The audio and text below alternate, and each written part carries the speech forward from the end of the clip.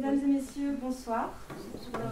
Merci beaucoup de votre présence ce soir pour la rencontre avec Céline Didier, qui est présente, et Valérie Michel, qui assurera la modération, l'interview, qui questionnera notre invité ce soir. Alors pourquoi avoir choisi d'inviter Céline Didier pour ce roman, ce récit, je ne sais pas si on peut l'appeler roman, voilà, ce très beau texte, C'était ton vœu, aux éditions Lunatique, paru en 2022. Eh bien parce que justement, une de nos collègues bibliothécaires a eu un coup de cœur en 2022 pour ce roman. Et elle l'a partagé largement auprès de ses collègues. Et puis ensuite, c'est Valérie qui est venue me voir en me disant « Ah, c'est quand même super ce récit, ce serait bien d'inviter l'autrice et puis de provoquer une rencontre publique. » Et puis j'ai dit « Bah oui, pourquoi pas, ce serait effectivement très intéressant. » Parce que c'est un roman, c'est un récit, c'est un texte, je ne sais pas trop comment l'appeler, qui a une forme très particulière. Le propos de cet ouvrage, de ce texte, c'est de raconter l'histoire du grand-père de Céline Didier. Donc c'est pour ça que ça pourrait s'appeler un récit. Ça pourrait aussi s'appeler un roman, parce que voilà, c'est une histoire un petit peu universelle. C'est l'histoire de ceux et celles qui ont choisi à un moment ou à un autre de résister, de ne pas aller dans le sens du courant quand l'histoire prend un tour dramatique. Voilà, donc là c'est l'histoire d'Hippolyte, voilà, votre grand-père Céline, qui avait écrit beaucoup de choses le concernant sur son expérience de résistant et de déporté dans un cahier, qui n'a jamais fait connaître ce cahier que vous avez retrouvé longtemps après son décès. Voilà. Et à partir de ce cahier, et puis des photos là qu'on voit là, c'est un photomaton, je suppose, hein, voilà, donc c'est vraiment Hippolyte qui est sur la première de première de couverture. Voilà, vous avez commencé à écrire quelque chose à la fois de très personnel, qui rend hommage, voilà, à votre grand-père, et puis aussi toute une réflexion sur ce que c'est de se lancer, d'écrire une histoire familiale, d'écrire sur un parent, et puis de se dévoiler aussi soi-même quand on se lance dans l'exercice d'écriture. Donc Valérie Michel qui va vous interviewer ce soir, nous l'avions déjà accueillie l'année dernière pour une rencontre avec Sylvie Le Bihan pour son roman Les Sacrifiés. Voilà. Donc Valérie est à la fois modératrice d'événements littéraires, chroniqueuse littéraire aussi, sur son blog Un livre après l'autre. Voilà. Et autrice également, hein, puisque vous avez écrit là aussi un texte, c'est pas un roman, c'est plutôt un récit personnel, un témoignage. C'est pas moi qui ai écrit. Oui, enfin, oui, voilà. Mais petite anecdote. C'est votre chat qui l'a voilà. écrit sur un témoignage sur le burn-out. Ouais. Donc en fait, vous vous êtes vous aussi lancé dans l'écriture, donc vous savez ce que c'est, vous allez... Voilà, c'est ce qui nous a rapprochés voilà. D'ailleurs. Ah oui, c'est ce qui vous a rapprochés d'ailleurs, mais vous en parlerez peut-être pendant la rencontre. Donc avant qu'on entame véritablement cette rencontre, quelques petites précisions. Cette rencontre sera enregistrée format audio, donc vous pourrez la réécouter ou aussi la partager en podcast sur le site des médiathèques de Lorient à partir du fin de semaine prochaine. La rencontre sera suivie d'un temps de dédicace, donc nous avons quelques exemplaires de C'était ton vœu qui nous ont été donnés très gentiment par la librairie À la Ligne à Lorient. Donc si vous voulez vous faire dédicacer C'était ton vœu juste après la rencontre par Céline Didier, c'est possible bien sûr. La rencontre se terminera vers 19h10, donc le temps de dédicace juste après. Et si vous avez besoin éventuellement de partir plus tôt, n'hésitez pas à me le signaler ou à ma collègue Rachel qui passe juste là. Donc il n'y a pas de problème, vous pouvez partir un petit peu à l'avance. N'oubliez pas, s'il vous plaît, de couper la sonnerie de vos téléphones portables, parce que c'est toujours très gênant pendant les rencontres quand un téléphone sonne, voire même quand il vibre, ça peut être un petit peu gênant.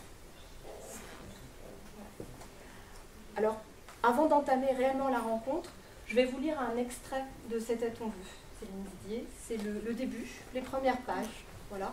C'est quelques minutes de lecture. Si vous n'avez pas lu C'était ton vœu, ça vous donnera un...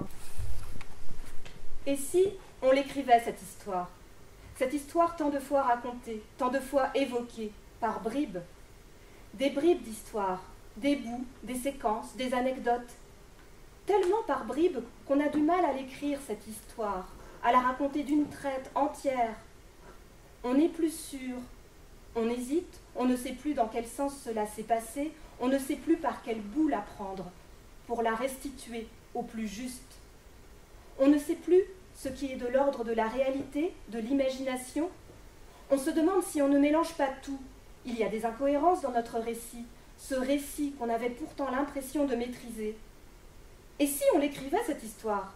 Et si on remettait tout à plat pour retrouver le sens de cette histoire, pour retranscrire la vraie histoire, celle qui s'est vraiment passée, celle qu'on n'a pas envie d'oublier, celle qui nous rend si fiers d'appartenir à cette lignée, une lignée de résistants, d'hommes et de femmes qui n'acceptent pas tout, qui n'ont pas envie d'accepter l'inacceptable, qui savent que ce qui est en train de se passer est injuste.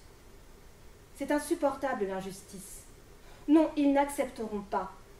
Ont-ils conscience, à ce moment-là, qu'ils risquent leur vie? Qui sait?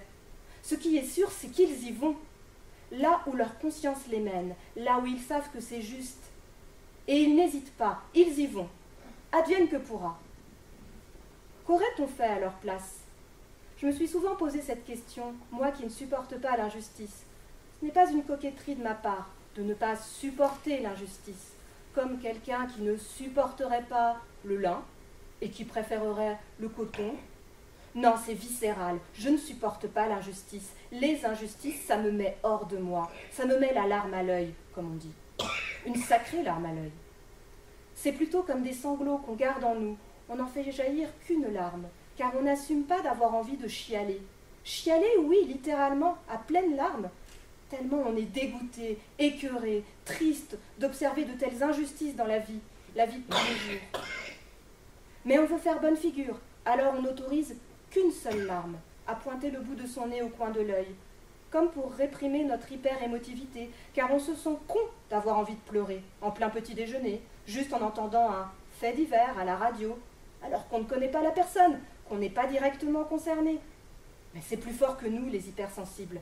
Ça y est, on est pris aux tripes, on vit cette injustice de tout notre être, et c'est impossible, impensable. On a envie de pleurer, de se révolter, mais on est là, devant un bol de thé, et la situation ne s'y prête pas. Là, à ce moment-là, on sait qu'on ne peut rien faire. On est impuissant, on ne va pas changer le cours des choses, on ne va pas changer le monde en mangeant nos tartines. Alors on laisse juste venir cette petite larme au coin de l'œil, comme si on s'autorisait quand même à exprimer quelque chose, à montrer qu'on n'est pas d'accord, que c'est injuste, que la vie est parfois dure, un peu trop dure, et souvent avec les mêmes, ceux qui ne le méritent pas.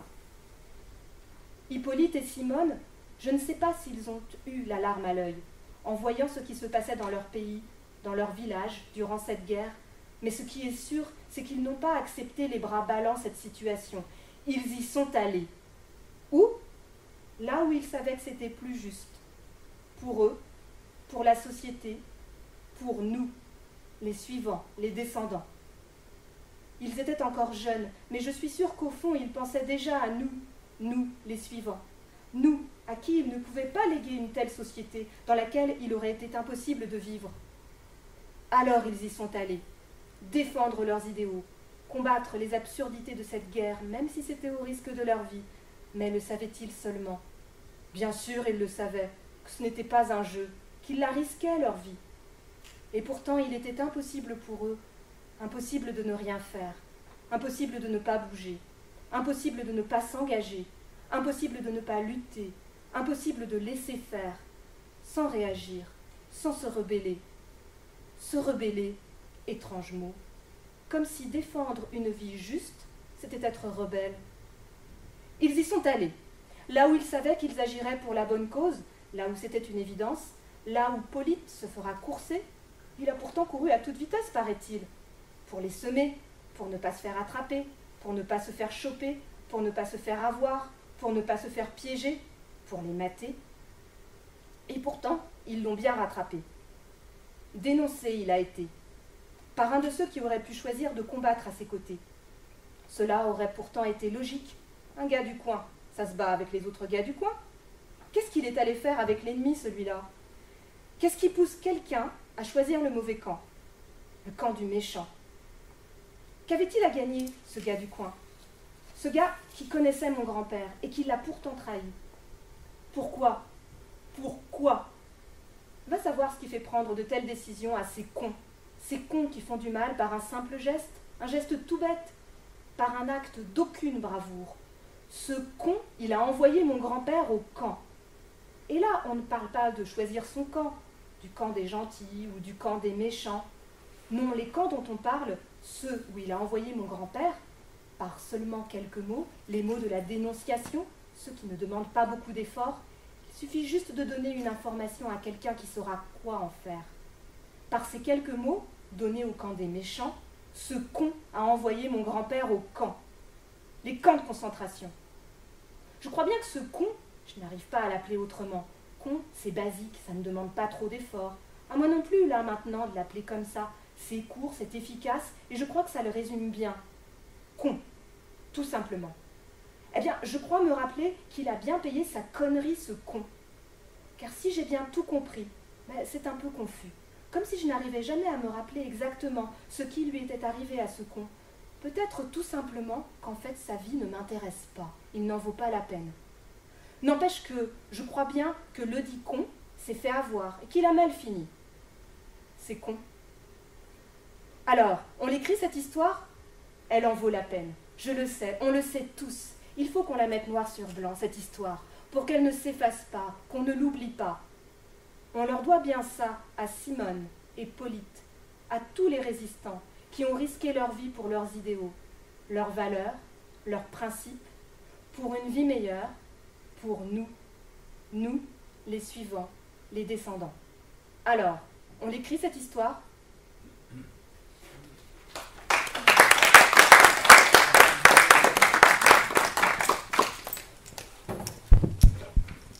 Et si j'ai bien compris maintenant, c'est à moi de poser les questions. Bonsoir donc à toutes et à tous. Merci Céline. Bonsoir Céline. Je vais continuer sur... vous voyez, il y a beaucoup d'émotions parce que je vais vous lire un petit texte qui est ma chronique en fait suite à la lecture du livre de Céline. Et si ce livre a autant retenti en moi, c'est parce que voilà, il y a une histoire de grand-père aussi. Et voilà, vous entendez à ma voix que je suis très émue. Cher Hippolyte, permettez-moi de vous appeler par votre prénom, car en découvrant votre histoire à travers le texte « C'était ton vœu », tissé par votre petite fille, celle-ci a fait écho avec le passé de mon grand-père paternel, résistant également. Lire ou écouter un témoignage sur les ravages d'une guerre est poignant. Il permet de découvrir tant d'hommes et de femmes dont les destins ont basculé vers l'horreur, en broyant la confiance qu'ils avaient en leurs semblables. Avec l'aide de ce cahier d'écolier, ces notes et ces feuillets sur lesquels vous avez témoigné, votre histoire apparaît peu à peu sous la plume de votre petite fille. De l'immense chagrin provoqué par votre départ, jusqu'à sa volonté, bien des années plus tard, de mettre vos mots avec les siens, pour vous offrir le plus beau des cadeaux. Comment transmettre les écrits d'un grand-père adoré?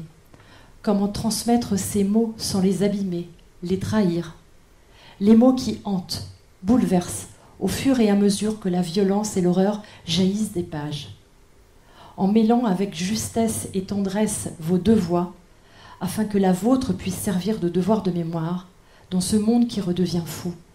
Céline Didier répond admirablement à ces questions. C'était ton vœu est un petit bijou littéraire, un hommage, une transmission de l'indicible, sans oublier un geste d'amour d'une petite fille pour son grand-père, vous, cher Hippolyte, dont le vœu a été exaucé.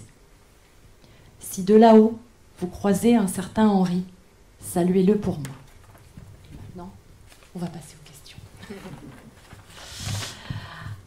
Alors Céline, moi la première question que j'avais à te poser, c'était de connaître ton parcours professionnel avant d'arriver dans l'écriture pleinement, avant que l'écriture vienne te prendre par la main. Qu'est-ce qui t'a amené vers l'écriture et qu'est-ce que tu as fait donc avant d'écrire C'était ton vœu? Donc déjà, merci Valérie et merci Cécile pour cette lecture qui était très très belle.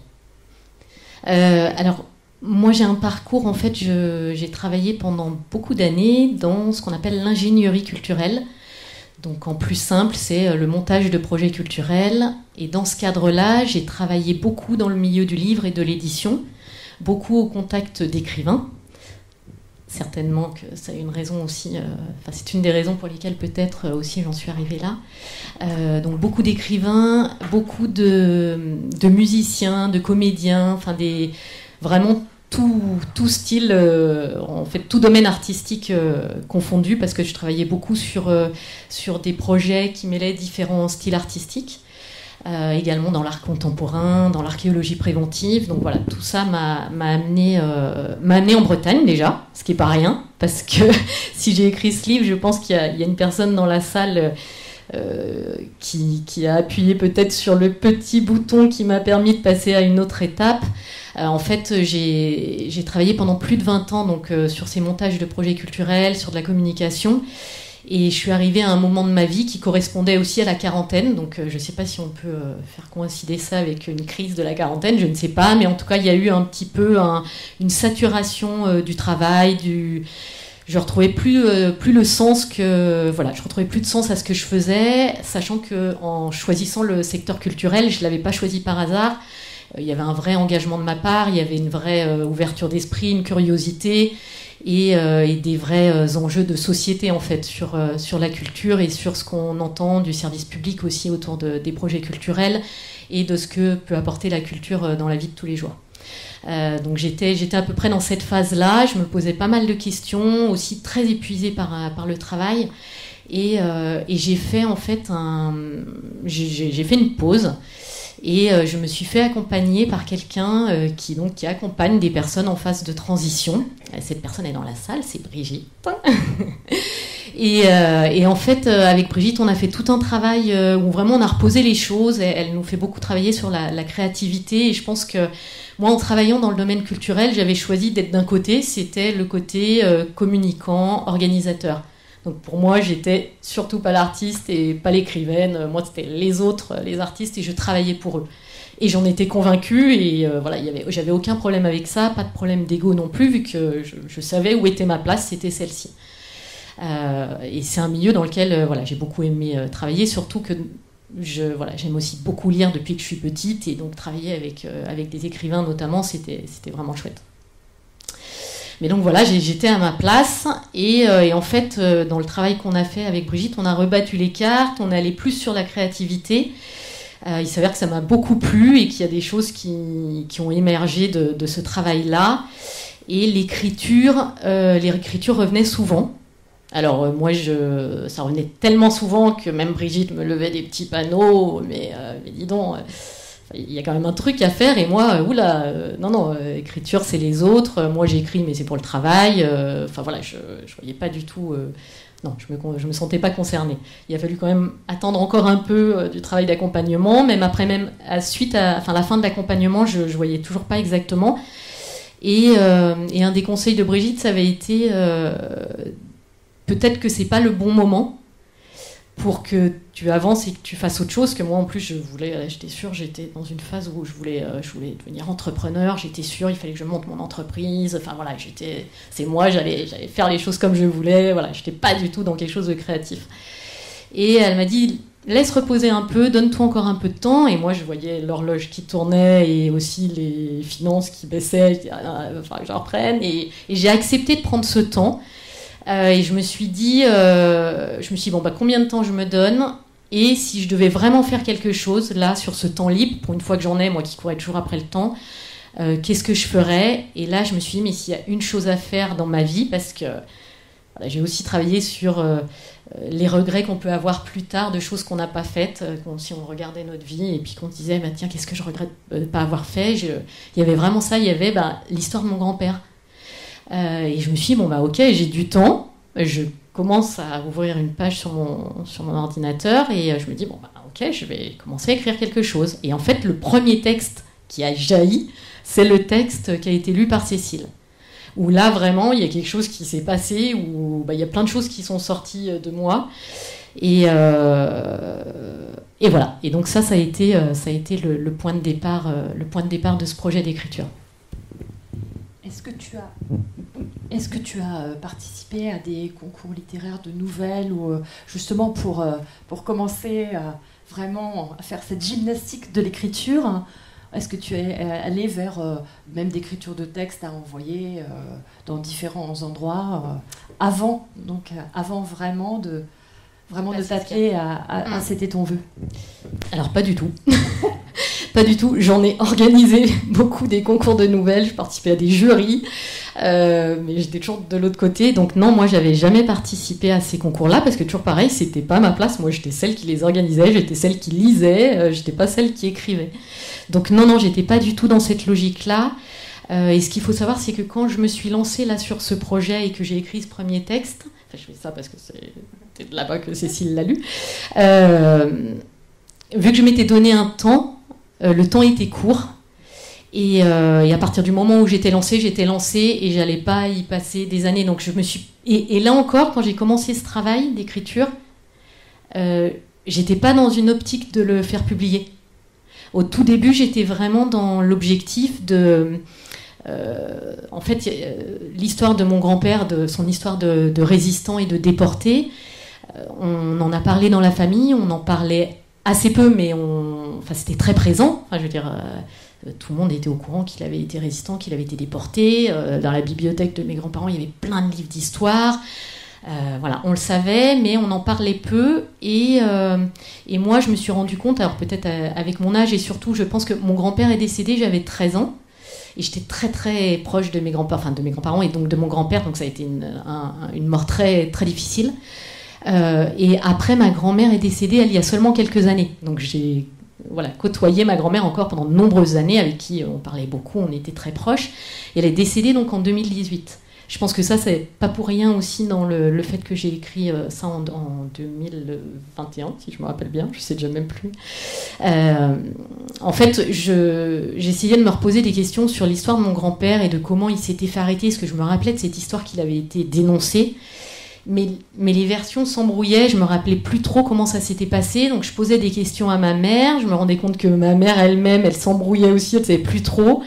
Et là, je me suis dit, bon, alors moi déjà, je me rappelle pas trop, je pose des questions à ma mère, elle se rappelle plus trop, elle aussi, elle mélange. Je me suis dit, oula, là, faut qu'on pose les choses, parce que ma grand-mère, elle est plus là, on peut plus poser de questions. Et ma grand-mère est décédée à 98 ans, donc tous ceux de sa génération, il en restait pas beaucoup, donc je savais pas trop à qui j'allais pouvoir poser les questions. Et je me suis dit, bon, j'étais dans une optique vraiment comme synthèse. On va mettre les choses à plat, on va reprendre les dates, il y a des choses qu'on sait, on met tout noir sur blanc et comme ça, voilà, on n'oubliera pas. Et vu que ma mère est quelqu'un qui garde beaucoup de choses, qui trie tout très bien, je savais qu'elle avait quand même fait des petits mémos avec des dates de choses dont elle se rappelait. Donc j'étais partie vraiment, moi, j'écris une petite synthèse de l'histoire de mon grand-père parce qu'il faut qu'on se rappelle. Mais j'étais pas du tout partie sur un projet de livre ou de publication. Voilà, au départ, c'était ça. Tu ne voulais pas être publié, c'est ça que j'ai compris. Enfin, c'était pas dans une optique d'être publié, c'était vraiment comme un livre pour la mémoire familiale. Oui, c'est ça. C'était pas du tout. C'est pas que je ne voulais pas être publié, c'est que je n'y pensais même pas en fait. Au départ, l'idée c'était juste si tu as du temps, tu le prends pour remettre cette histoire à plat. Point. Il s'avère que quand j'ai commencé le premier texte, vous voyez un peu le style d'écriture, ce qui est ressorti aussi de moi.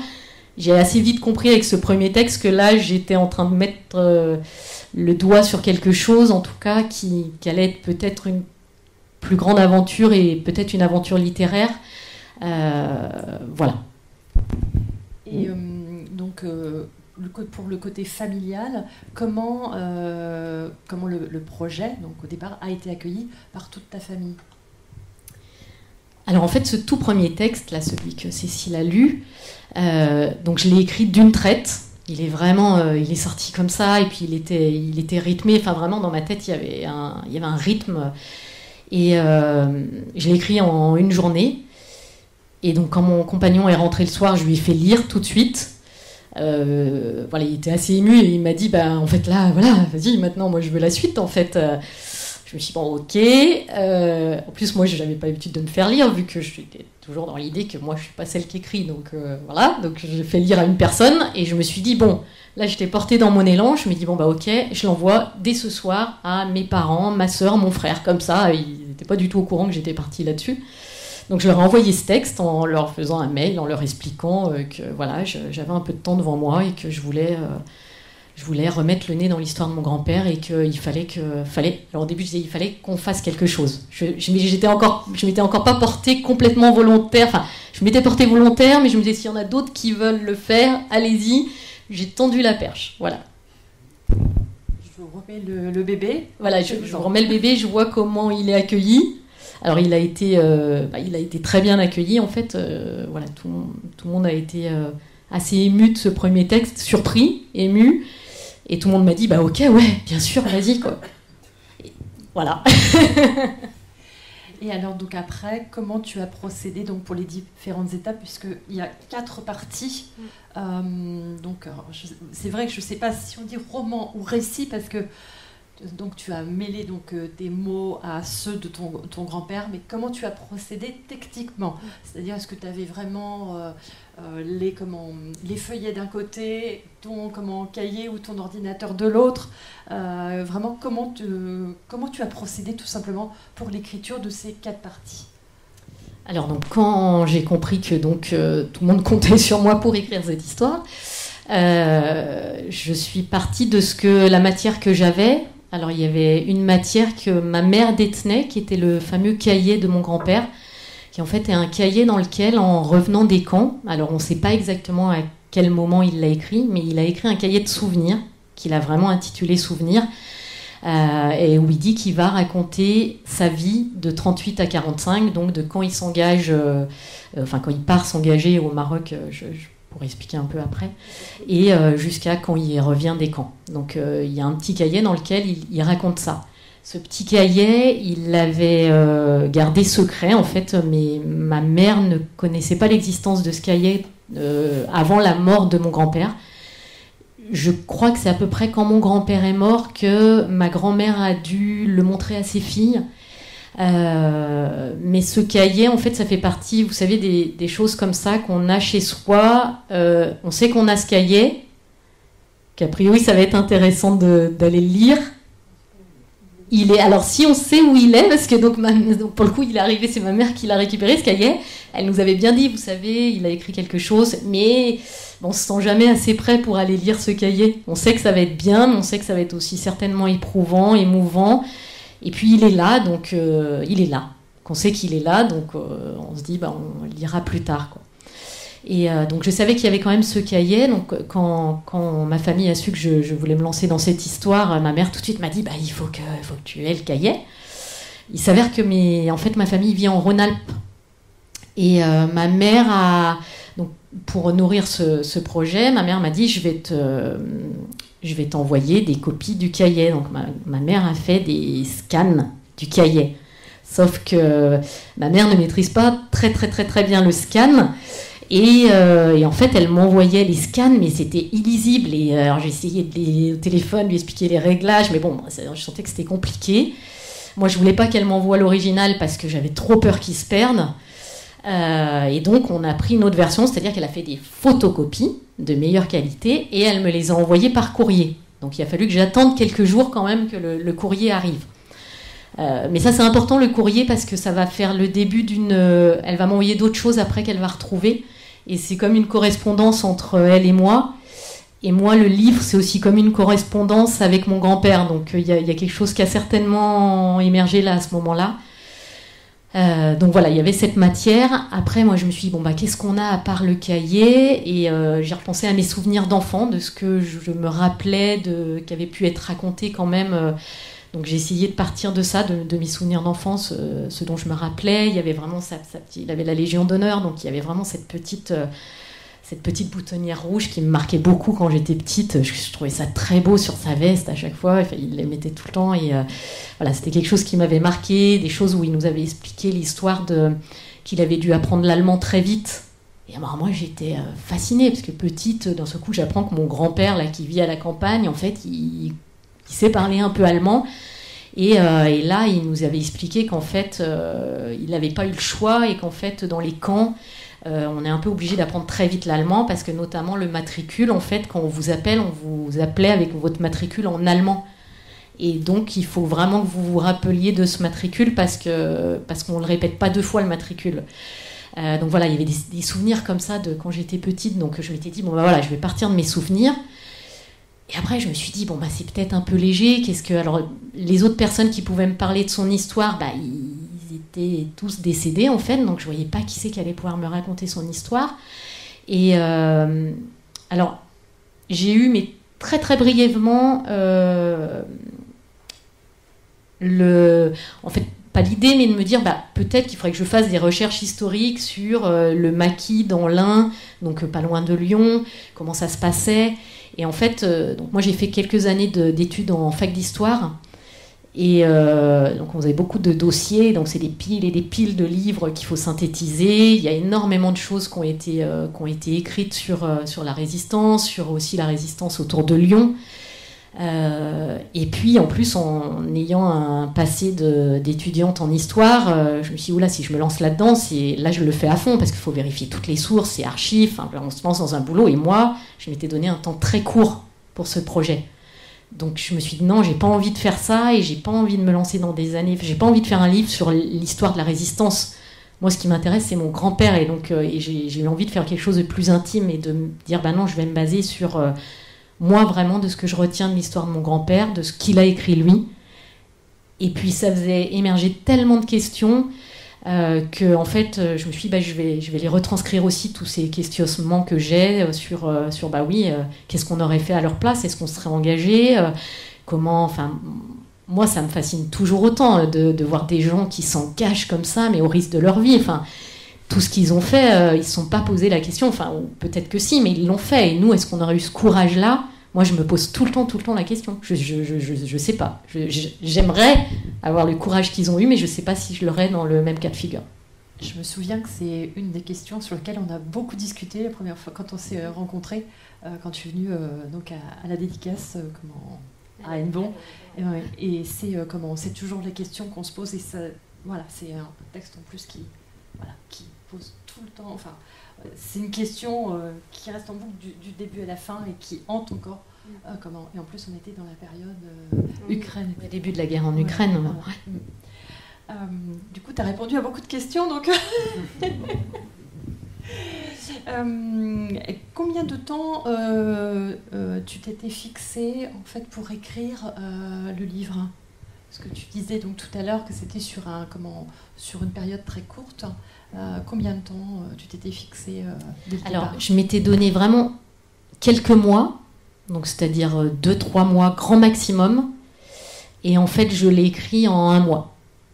Ce qui est très très court parce que pour avoir commencé à écrire autre chose, je vous assurerai que j'en suis à plus d'1 an et j'ai toujours pas fini le deuxième. Hein.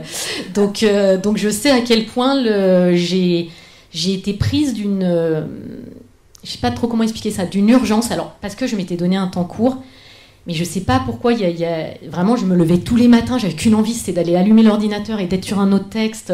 Et il fallait y aller, et c'était vraiment... je sais pas comment expliquer cette urgence, il fallait le faire et vite. C'était comme si... je sais pas, vite, avant qu'il se passe quoi, je sais pas quoi, mais je sentais qu'il y avait une urgence à... Là, j'étais lancée, il fallait le faire vite, et il y avait plein de choses qui sortaient, c'était maintenant. Il y a dans les annexes, tu as mis quelques photos. Est-ce que c'était les seules photos que tu possédais, ou alors est-ce qu'il y a eu un choix entre toutes les photos que tu avais ? Parce qu'il y a même aussi une photo de ta grand-mère. Oui. Alors oui, en fait, j'ai mis 3 photos en annexe. Alors il y a le photomaton qu'on voit sur la couverture. C'est l'éditrice qui a choisi de retenir le photomaton et j'étais ravie d'avoir mon grand-père à mes côtés sur la couverture. Donc c'était un très beau choix. Les 3 photos que j'ai mises, en fait, ce sont... Il y a d'autres photos de cette période-là, mais c'est les photos dont je me souvenais le plus de quand j'étais petite ou adolescente ou jeune adulte. C'est des photos qui m'ont marqué, les 2 photos là où on voit mon grand-père et ma grand-mère juste après la guerre, donc quelques semaines après son retour des camps. J'adore ces 2 photos, mais je les ai adorées petites, ces 2 photos, sans y voir ce que j'ai vu après en ayant travaillé sur le livre et sur la photo. En fait, on voit une jeune femme très élégante qui pose à côté d'une fontaine en ville, et on voit quasiment la même photo avec un jeune homme en costume avec son chapeau. Je trouvais mes grands-parents, vraiment, je les trouvais trop classe. Enfin, je me disais, ils étaient jeunes, ils avaient la classe. Et j'ai toujours vu ces photos comme ça. Et en travaillant sur le livre, donc j'avais envie de... ces photos-là m'ont marqué. Et en fait, il s'avère que mon grand-père, quand on regarde vraiment cette photo, on se rend compte de plein de choses une fois que j'ai lu son fameux cahier et qu'on sait que c'est quelques semaines après les camps. Il y a plein de choses sur la photo qui ressortent, qui sont troublantes, et pour le coup, c'est plus du tout une image du jeune homme radieux, heureux, qui pose, pas du tout. Enfin, on voit qu'il cache un peu son visage, son costume est 10 fois trop grand. Enfin, il y a plein de choses, en fait, où on se rend compte de ce qu'il a vécu juste avant, en fait. Donc c'est aussi pour ça que ces photos m'ont servi aussi pour le livre et qu'elles sont dans le livre. Est-ce que tu as eu...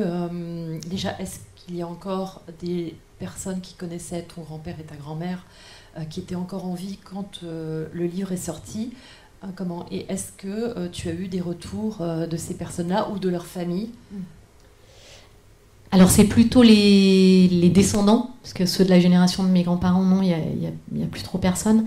Dans les descendants, oui, alors là, pour le coup, ça a recréé plein de liens dans la famille, même des cousins éloignés de ma mère qui d'un seul coup ont eu vent de ce livre, qui l'ont lu, et donc où ça a recréé plein de choses. Et on a aussi pu avoir, pour le coup, après la sortie du livre, plus d'infos sur mon grand-père et sur ses années de résistance par des cousins éloignés qui avaient entendu telle et telle histoire racontée sur le retour de mon grand-père, et même quelqu'un, alors là, qui n'est pas de la famille, mais qui... parce qu'en fait, quand le livre est sorti, donc moi, ma famille, elle est dans l'Ain, donc à côté de Lyon, et il y a eu une grande page dans Le Progrès, et Le Progrès, c'est l'équivalent du Ouest France ici. Donc une grande page sur la page départementale en plus, donc ouais. Et donc en fait ça a fait beaucoup parler de ce livre, et il y a quelqu'un un jour qui m'a contacté sur les réseaux sociaux en me disant mais en fait votre livre j'ai acheté parce que mon père connaissait un Hippolyte dans le même village dont vous parlez, et il était parti dans les camps, tout ça, et en fait elle s'est rendue compte que c'était bien le Hippolyte que son père connaissait. Et elle m'a dit qu'en fait, son père est décédé, mais son père a écrit, lui, il a tenu des journaux toute sa vie, des journaux intimes, et elle a ressorti les journaux de son père, donc parce que depuis je suis allée la voir, cette dame, et elle a des piles et des piles de cahiers, et en fait, il y a un cahier dans lequel son papa, qui avait à peu près qui était un peu plus jeune que mon grand-père, donc qui devait avoir 15-16 ans quand mon grand-père s'est fait arrêter dans le village, qui raconte l'arrestation de mon grand-père. Parce que lui, il avait été très marqué, parce qu'il était très copain avec les frères de mon grand-père. Et ce qui avait choqué tout le monde dans le village, c'est qu'il avait été dénoncé par quelqu'un du village. En fait, c'était un petit village dans l'Ain où la milice, en fait, était très présente. En fait, il y avait de plus en plus de miliciens dans le village. Et il fallait que tout le monde se méfiait de tout le monde. Et voilà, et donc c'est un des miliciens qui a dénoncé mon grand-père, et donc cet été je suis retournée dans la région de mes parents, et je suis allée voir cette dame avec ma mère et ma sœur, et on a lu les cahiers, et c'était très émouvant de voir d'avoir tout un pan de l'histoire de son grand-père, mais raconté par quelqu'un d'autre. Enfin, c'était assez émouvant comme moment. Tu parlais donc du côté historique tout à l'heure, avec donc ta volonté de pas aller trop non plus, mais voilà, de pas faire d'erreur en fait. Est-ce que tu as eu des retours de professeurs d'histoire, de gens vraiment qui sont aussi férus d'histoire et qui t'ont dit reconnaître certaines choses ou connaître parfaitement donc ce qui s'est passé dans la région de ton grand-père, et là où il a été dénoncé, et surtout j'imagine que c'était sûrement très connu Oui, alors en fait, ce qu'il faut savoir, c'est que mon grand-père, donc le village dans lequel il vivait et où il a été dans la résistance et où il a été donc dénoncé, en fait, il est assez connu encore dans ce village-là parce qu'en fait, il a trois copains, ils ont construit une cabane dans le maquis, dans la colline à l'arrière du village, parce qu'en fait, on était sur la période du STO, donc le service de travail obligatoire, et les Français étaient appelés à aller travailler en Allemagne. Et donc, bien évidemment, tout le monde n'avait pas envie de partir travailler pour l'Allemand.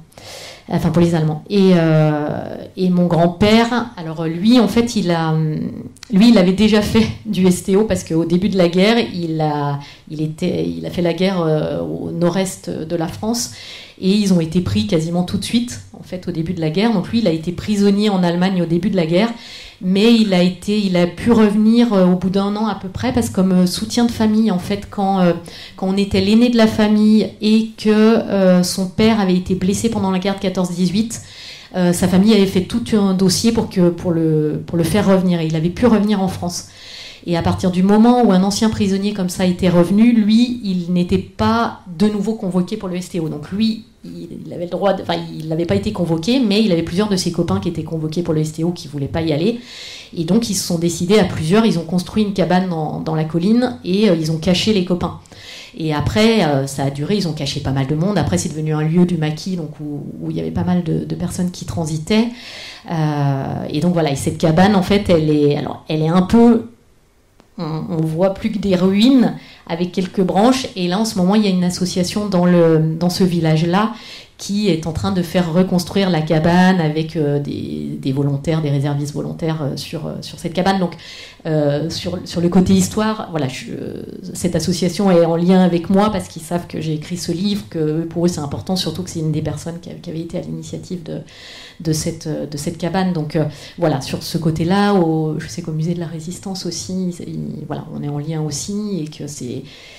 Ils sont contents d'avoir en fait de nouveau un regard sur cette période-là et aussi vu par une petite fille en fait, parce qu'on est aussi dans ces questionnements de transmission, de devoir de mémoire sur une période où la plupart des personnes qui sont allées en camp de concentration, même s'ils étaient enfants, là sont arrivés en âge, voilà, souvent ils sont très âgés, beaucoup sont morts, il reste très peu de personnes en France qui ont été en camp de concentration.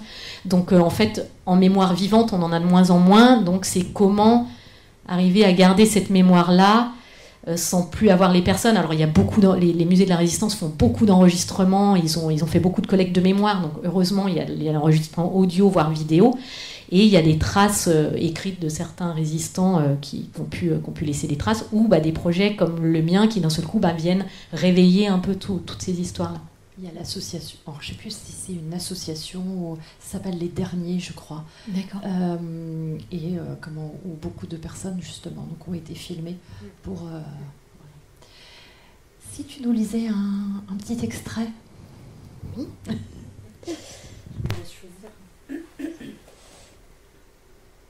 Alors peut-être je vais lire un extrait autour du cahier, parce que, alors juste pour vous redire un petit mot avant de lire un extrait, c'est qu'en fait je me suis basée sur le cahier de mon grand-père, mais ce cahier-là, il m'a frustrée un peu quand j'ai reçu les fameuses photocopies, parce qu'en fait mon grand-père au début de son cahier disait je vais raconter mes souvenirs de ces années-là, de 38 à 45, qui ont été des années très dures pour lui. Et en fait le cahier, il s'arrête... au jour où il arrive à Dachau, parce qu'en fait donc il a été dénoncé, mon grand-père, dans son village. Il a été donc emmené par la police française à Lyon. À Lyon, il a été à la prison Saint-Paul pendant quelques jours, et donc toujours détenu par des Français, parce qu'il insiste beaucoup là-dessus dans son cahier, parce que c'est quelque chose qui vraiment, il n'arrête pas de dire quelle honte. Parce qu'il n'a pas été arrêté par des Allemands, il a été dénoncé par un Français, il a été arrêté par des Français, et quand ils sont à la prison Saint-Paul, ils sont à peu près 800 résistants à la prison Saint-Paul. Avant, il a fait un petit passage à la préfecture de l'Ain, dans les sous-sols, à être bien tabassé, parce qu'on essayait de leur soutirer des informations sur les autres résistants du coin. Là, il arrive à la prison Saint-Paul, et... il écrit une lettre que j'ai vue, il écrit une lettre à sa famille où il dit voilà, là on est retenu, j'aimerais bien avoir si vous pouviez m'envoyer quelques tickets de rationnement, parce que pour manger, il veut aussi des cigarettes, et il fait comprendre dans la lettre qu'il écrit à la famille que voilà, il va bientôt revenir. Enfin, pour lui, là c'est pas une erreur, mais bon, il est résistant, il est quand même encore avec des Français, c'est les Français qui le retiennent, ils vont le relâcher, quoi. Et en fait, au bout de quelques jours dans cette prison Saint-Paul, il y a du bruit ou des alarmes comme ça dans la prison, et branle-bas de combat, on leur dit de prendre leurs affaires, le peu d'affaires qu'ils avaient avec eux quand ils ont été arrêtés. Et là, ils sortent, on les amène à la sortie de la prison Saint-Paul, donc pour eux, bon ça y est, on les ramène chez eux. Et en fait, là, au lieu de voir des cars avec des Français qui les ramèneraient chez eux, en fait, il y a un alignement de la Gestapo. Et en fait, il l'explique dans son cahier, il est remis aux mains des SS. Et on les emmène à quelques pâtés de maison d'ici, où il y a la gare de Perrache. Et en fait, on les fait monter dans un train. Et ce train, c'est celui qui va à Dachau. Et en fait, son cahier s'arrête sur ces mots-là. Il s'arrête sur le fait qu'il est monté dans ce train, que le trajet a duré plusieurs jours, qu'ils n'ont rien mangé, ils n'ont rien bu. Et ils arrivent là dans ce camp où il dit où il y a déjà des milliers de personnes. Et là, ça s'arrête en fait le carnet. Donc je tourne moi les pages moi je veux voir la suite en fait. Et il n'y a pas la suite. Et alors là, moi, je suis prise d'une frustration, en fait, parce que moi, j'étais partie pour raconter l'histoire, donc moi, c'est ma seule matière, donc je me suis dit, mais comment je vais faire, en fait, Et en même temps, je me suis dit, voilà, c'est comme ça, j'y peux rien, il nous a laissé ça, et donc je suis revenue beaucoup, moi, au début, donc je me suis contentée de ça, je me suis dit qu'il n'avait pas réussi à écrire la suite, et je suis allée tout détailler dans le cahier, la forme du cahier, la couleur du cahier, l'écriture, les mots qu'il dit, les mots qu'il dit pas. Et en fait, il y a toute une partie du livre là qui est vraiment là-dessus, sur ce que je découvre du cahier. Donc je vais en lire un petit extrait. Et quelques jours après, parce que tout ça c'est en l'espace, vous savez, j'ai écrit en 1 mois, donc ça se passe en peu de temps. Ma mère qui essayait de son côté, là, dans son placard, d'essayer de me retrouver des choses qui pourraient m'aider à essayer d'écrire un peu la suite. Elle retrouve quelques lettres qu'il avait écrites à son frère. Donc elle me dit, là il parle un peu des camps, ça peut te servir. Donc de nouveau, elle fait des photocopies qu'elle m'envoie par courrier. Et puis elle me rappelle et elle me dit, mais en fait... il y avait des pages en plus, mais j'ai cru que c'était le brouillon du cahier. Mais en le lisant, en fait, je me suis rendu compte que c'est pas le brouillon. Enfin, c'est le brouillon, mais qu'il va plus loin dans son brouillon qu'il n'est allé dans le cahier. Et en fait, donc là, elle m'envoie plusieurs pages, il y a une dizaine de pages, écrites dans une écriture beaucoup plus... parce qu'en fait, le cahier, il me fascinait, moi, ce cahier, parce qu'en fait, il est très propre.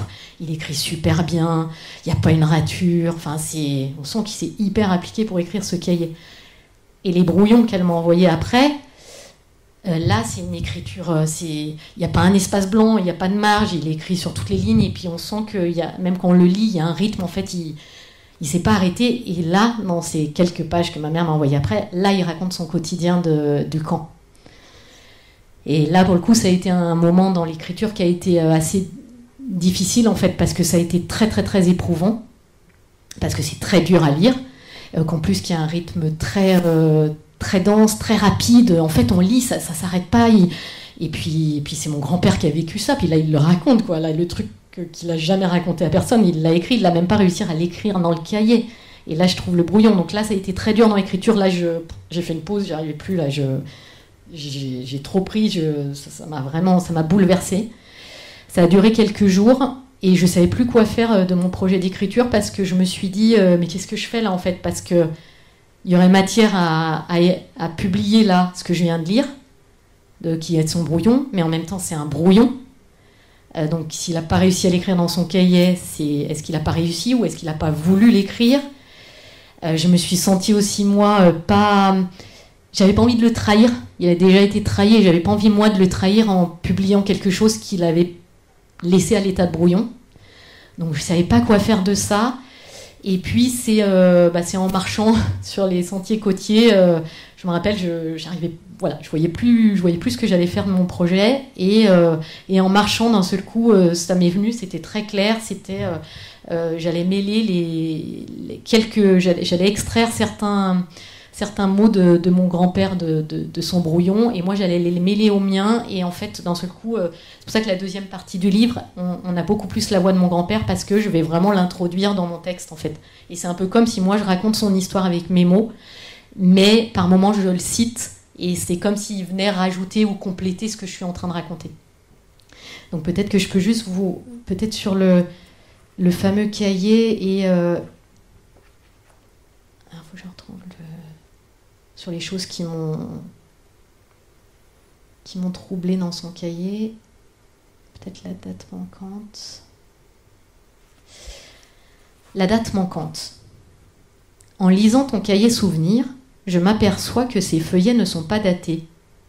On y trouve certes beaucoup de dates, des dates que tu donnes pour te souvenir, pour que se souviennent ceux qui liront ces pages un jour, qu'ils puissent te suivre, qu'ils puissent savoir ce qui s'est passé, qu'ils puissent reconstituer l'histoire, ton histoire, celle qui marquera à tout jamais ton passage dans la vie d'adulte.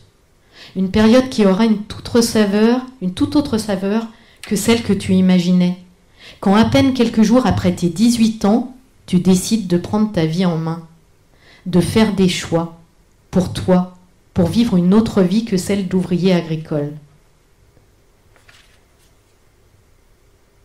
Tu n'as pas daté ce cahier, ça m'intrigue beaucoup. À quel moment as-tu ressenti ce besoin d'écrire, de laisser une trace ? Est-ce tout de suite au retour des camps ? Ou bien plus tard, une fois que tu as pu digérer ce qui t'était arrivé ? L'as-tu avant tout écrit pour toi ? Pour ne pas tout garder en toi ? Pour tenter d'évacuer tout ça en mettant les choses noir sur blanc ? Pour t'enlever un poids, pour te désencombrer un peu ?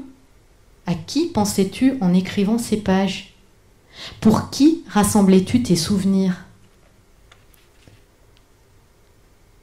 Tu n'as pas daté ce cahier.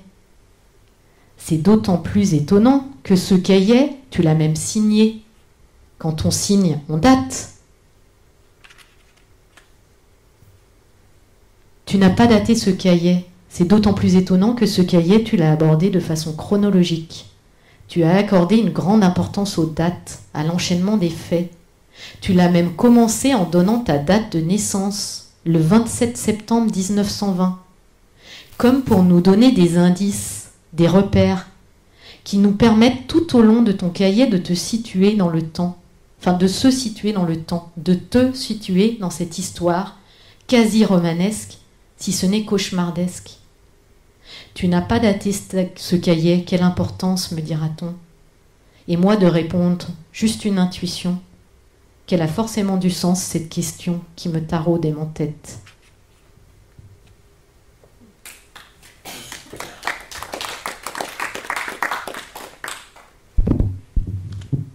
Après l'autrice, maintenant on va parler de la lectrice que tu es. Donc ton histoire bien sûr avec la lecture, est-ce que tu as des livres de chevet et est-ce qu'il y a aussi des auteurs ou des autrices qui te suivent depuis des années, voilà, des personnes avec qui tu es fidèle au niveau des sorties littéraires, et puis comment est-ce que tu as éventuellement un livre voilà, sur lequel dont tu voudrais parler parce qu'il a été très important dans ton chemin de lectrice. Alors, pour moi, la lecture amène à l'écriture. Oui, enfin, bon, là-dessus, on est. Oui. Voilà. Alors oui, je lis beaucoup. Je marche un peu par phase, en fait. Je lis plutôt des romans contemporains. J'ai lu beaucoup de littérature américaine. Brotigan, Fante, Russell Banks, voilà, toute cette veine-là. Je me rends compte qu'en fait je lis beaucoup plus d'auteurs français depuis quelques années, alors qu'avant j'en lisais très peu, et maintenant je lis essentiellement des auteurs français. Alors après il y a toujours des auteurs japonais, italiens, américains, anglo-saxons que je lis aussi et qui arrivent comme ça, mais je lis beaucoup d'auteurs français, ce que je faisais pas avant, et ça me plaît de plus en plus. Et beaucoup aussi de premiers romans. Je me laisse vraiment beaucoup aller à des découvertes. Voilà, c'est vraiment quelque chose qui a changé dans mon rapport à la lecture. Je rebondis sur les premiers romans, j'allais oublier. Il y a une jolie aventure qui commence demain pour toi, avec C'était ton vœu. Tu veux en parler un petit peu ? Oui, alors je peux en parler très rapidement. En fait, ça a commencé en début d'année. En fait, il existe un regroupement de lecteurs, chroniqueurs qui s'appelle les 68 premières fois et qui sélectionne depuis pas mal d'années maintenant. Chaque année, ils lisent tous les premiers romans de l'année et ils en sélectionnent une vingtaine qui, pour eux, méritent d'être mis en avant. Et alors que ce soit tout éditeur, ça peut être des gens publiés chez Gallimard, Grasset, mais aussi chez des plus petits éditeurs. Et ils font la promotion de ces 20 ouvrages. Et en fait, j'ai été dans la sélection de l'année dernière. Donc l'aventure a commencé en début d'année parce qu'en fait, ce livre circule auprès de 90 chroniqueurs littéraires, donc qui doivent lire, échanger, et qui font la promotion aussi de ces livres-là de leur côté par leur blog, leurs réseaux sociaux. Donc c'est vraiment une belle aventure parce que ça fait connaître le livre à des lecteurs qui ne m'auraient jamais connu, surtout que voilà, moi je suis pas un nom connu, mon éditeur est une super éditrice, mais voilà, c'est pas les grands noms de l'édition qui peuvent se permettre des grands plans de pub ou des mises en place dans les librairies très importantes. Donc c'est une chouette aventure parce qu'il y a beaucoup, ça fait qu'il y a beaucoup de lecteurs sur ce livre. Et demain, en fait, on est invité, les auteurs, on est invité à Paris là à se rencontrer déjà, les auteurs sélectionnés, et on rencontre une 50aine de lecteurs de nos livres. Et donc la rencontre va être animée. Et on va rencontrer aussi justement ceux qui organisent ce projet là des 68 premières fois. Donc voilà, ça c'est une belle aventure. Oui. Puis pour terminer cette rencontre, avant la phase dédicace, et où vous allez pouvoir échanger avec Céline, je suis obligée de te poser la question. Il y a un nouveau projet littéraire. Oui ou non? Je sais, j'irai pas plus loin parce que je sais que tu veux pas trop en dire, mais... Oui. En fait, en écrivant ce livre, j'ai tellement adoré ça. Et je me suis tellement sentie à ma place, mais alors alignée à un point comme jamais, que je me suis dit, mais je veux vivre ça tout le temps maintenant. Alors je sais bien qu'on ne peut pas vivre ça tout le temps, mais donc j'ai pris goût à l'écriture et j'ai eu envie de voir si je pouvais écrire autre chose, sur quel autre sujet, comment j'allais m'en sortir. Et donc je me suis lancée dans un nouveau projet qui est un projet de roman, mais où il y a tout à inventer, tout à structurer, à réfléchir à qui est le narrateur, est-ce qu'on écrit au présent, est-ce qu'on écrit à l'imparfait, il y a toutes les questions qu'on se pose en tant qu'auteur, que je me suis moins posée dans ce livre-là, parce que là j'ai vraiment laissé les choses se faire naturellement, et là je suis sur un autre projet qui est beaucoup plus laborieux, et voilà. Tu sais ce que je vais te répondre, je comprends. Oui.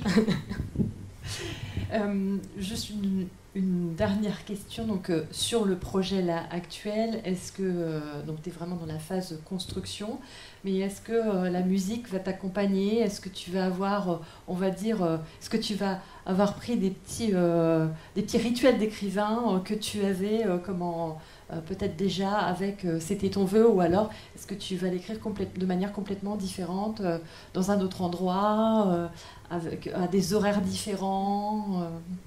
Alors oui, c'est pas du tout le même type d'écriture, parce que sur celui-ci, donc j'y étais vraiment tous les jours, tous les matins, sur un temps très court.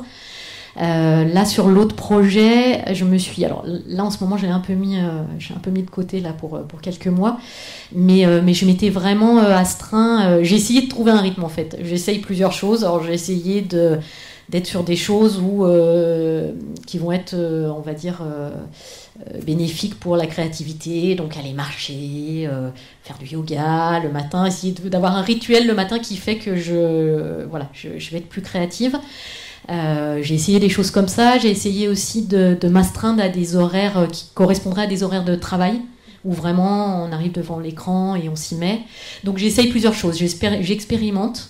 Je ne sais pas si j'ai encore trouvé la bonne chose. Je sais que par contre je ne suis pas ce genre d'écrivain qui a besoin d'être dans un café au contact de plein de monde. Moi au contraire, il me faut du silence, il me faut que je sois dans mon élément à moi. Et puis ça peut peut-être être pendant 4 heures d'affilée, des fois moins, ou des fois jusqu'à vraiment beaucoup plus. Donc j'expérimente. Une nouvelle façon d'écrire. Oui. D'accord. Donc là, le rendez-vous est donné pour dans quelques temps. On ne sait pas quand, mais il y aura un second rendez-vous. Moi, je vais te remercier donc pour ce moment partagé. Je vais inviter donc le public à te rejoindre donc à la table là pour une dédicace s'il le souhaite. Je vais encore remercier toute l'équipe de la médiathèque pour avoir accepté donc ce projet et donner vie à ce projet ce soir de rencontre avec Céline. Et je vous invite fortement, si vous ne l'avez pas encore lu, à découvrir donc ce récit bouleversant et d'écouter la voix d'Hippolyte à travers les mots et le son de l'écriture de Céline. Et je vous souhaite une bonne soirée. Merci. Merci aussi à Valérie, à Cécile et merci à vous.